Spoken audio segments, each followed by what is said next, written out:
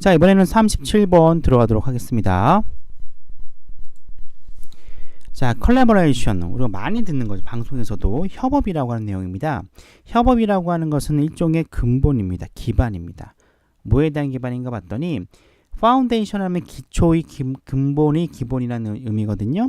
기초 예술과 과학의 기반이다 라는 거예요. 협업이라고 하는 것은 기초 예술과 과학의 기반이다. 즉 예술과 과학을 하는 데 있어 협업이라고 하는 것은 반드시 필요하다. 이런 의미로 받아들이시면 되겠죠. 자, 이렇게 믿어지고 있습니다. 어떤 내용이요? 셰익스피어. 대부분의 플레이라이트는 극작가들이죠. 극작가들처럼 of his period, 그의 시대에 대부분의 극작가처럼, 그 다음에 did not always write now로 동사구가 나오겠죠. 셰익스피어는 혼자서 쓴 건 아니에요. 보통 우리가 셰익스피어 굉장히 유명한 작가인데 혼자 이렇게 많은 작품을 썼던 것 같은데 그렇지 않았다는 겁니다. 그리고 그의 수많은 플레이즈, 놀다 아니죠. 극복이라고 보시면 됩니다. 희곡 극본이에요. 그의 희곡의 대부분은요, 뭐라고 고려되어지느냐? 콜래보레이티브. 자, 협업이 되어 있다라고 여겨져요. 아니면 다시 쓰여졌다. 뭐한 이후에 그들의 일반적인 어떤 원작의 구성, 그쵸? 그의 일반적인 혹은 최초의 창작 후에 다시 쓰여진 거죠. 다시 쓰여졌다라고 보시면 돼요. 자, 그 시대의 다른 대부분의 극작가처럼 셰익스피어는요, 혼자서 한 건 아니에요. not always니까 혼자서 할 때도 있었지만 뭐 그렇지 않은 적도 있었다. 보통 이런 우리 부분부정이라고 하잖아요. 자, 어느 정도는 혼자 쓰기도 하지만 어떤 때는 같이 쓰기도 했다는 의미가 되겠죠. 그리고 그의 희곡 중에 많은 부분은요, 협업으로 되어 있다라고 생각되어지고 있고요. 아니면 최초의 원작을 만들어진 다음에 재구성한 작품이다라고 되어 있는 거. 즉 셰익스피어가 혼자 다 한 건 아니다라는 걸 얘기를 하고 있는 거죠. 자, 여기 보시면 형태 되게 희한하죠. it, believed 대시입니다. 이 is 앞에 찾아보려고 봤더니 지칭할 만한 게 없어요.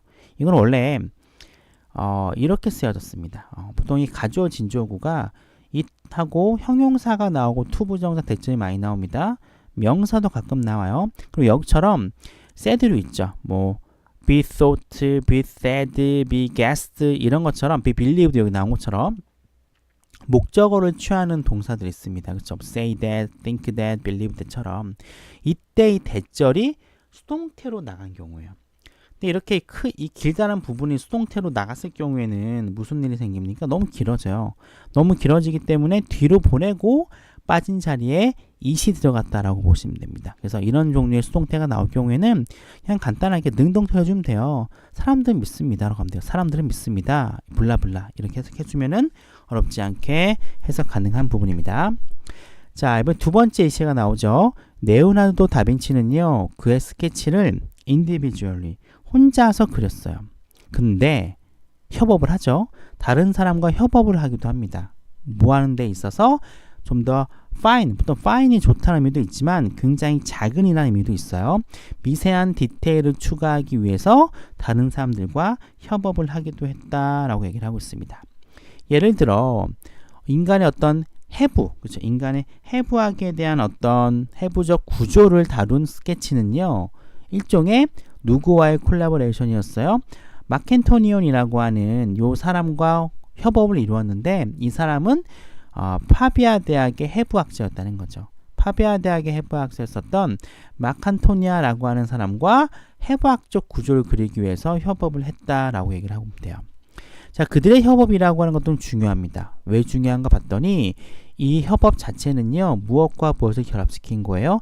예술가와 과학자를 결합시킨 어떤 최초의 일, 최초라고 나오진 않지만 이런 일이기 때문에 굉장히 중요하다라고 이야기를 하고 있어요. 자, 이와 마찬가지로 마리 큐리의 남편도요, 그의 원래 연구를 그만두고요, 그녀의 연구에 참여하게 된 거죠. 자, 이 부분은요, 계속해서 협동해서 라듐이라고 하는 것을 발견했는데 이러한 사실 자체는요, 물리학과 화학 분야에서 있었던 오래된 어떤 생각들을요, 전복시켰다. 즉 뒤집어 놓은 결과를 불러일으키게 됩니다. 굉장히 엄청난 결과를 불러일으켰던 거죠. 뭐의 결과로요? 협업의 결과로 엄청난 일이 벌어졌다라고 이야기를 하고 있습니다.